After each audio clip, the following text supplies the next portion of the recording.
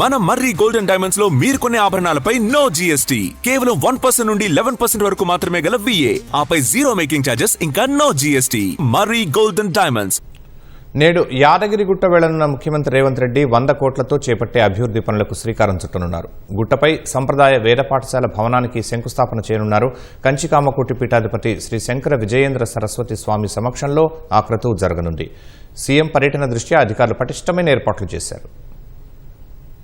ఇవాళ యాదగిరిగుట్ట వెళ్లనున్న ముఖ్యమంత్రి రేవంత్ రెడ్డి 100 కోట్లతో చేపట్టనున్న పలు అభివృద్ధి కార్యక్రమాలకు శ్రీకారం చుట్టనున్నారు.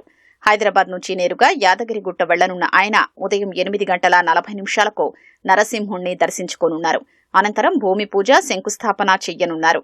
ప్రముఖ ఆధ్యాత్మిక క్షేత్రం యాదగిరిగుట్టలో సంప్రదాయ వేద విద్యను బోధించే గురుకులం ఏర్పాటవుతోంది. 43.79 కోట్లతో క్షేత్రంలోని పెద్దగుట్ట ఆలయనగరి లేఅవుట్ వద్ద 15 ఎకరాల విస్తీర్ణంలో నిర్మించనున్న వేద పాఠశాల భవనానికి సీఎం రేవంత్ రెడ్డి శంకుస్థాపన చేయనున్నారు.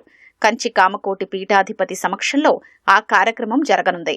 వచ్చే 2 ఏళ్లలో నిర్మాణం పూర్తి చేసి తరగతులు ప్రారంభించనున్నారు. 9.88 కోట్లతో కొండపై నిత్య కళ్యాణం, రంగం మండపం నిర్మాణం, 1.41 కోట్లతో మెట్ల మార్గానికి పైకప్పు, 1.44 కోట్లతో మాడవీధులకు మెట్లు, 43.5 కోట్లతో దీక్షాపరుల మండపం పనులకు ముఖ్యమంత్రి రేవంత్ రెడ్డి శంకుస్థాపన చేయనున్నారు. యాదగిరిగుట్ట లక్ష్మీ నారసింహుడి క్షేత్రాన్ని కంచికామకోటి పీఠాధిపతి విజయేంద్ర సరస్వతి దర్శించుకున్నారు. గర్భాలయంలో కొలువైన స్వయంభూవులను దర్శించుకుని పూజలు నిర్వహించారు. ముఖ్యమంత్రి రేవంత్ రెడ్డి పర్యటన ఏర్పాట్లను ప్రభుత్వ విప్ ఎమ్మెల్యే బీర్ల ఐలయ్య పరిశీలించారు. హెలిప్యాడ్ వద్ద భద్రతా ఏర్పాట్లు, వాహనాల పార్కింగ్, ప్రజల రాకపోకలపై అధికారులతో చర్చించి అవసరమైన సూచనలు చేశారు. సీఎం పర్యటనతో భక్తులకు ఇబ్బంది లేకుండా అధికారులు ఏర్పాట్లు చేశారు.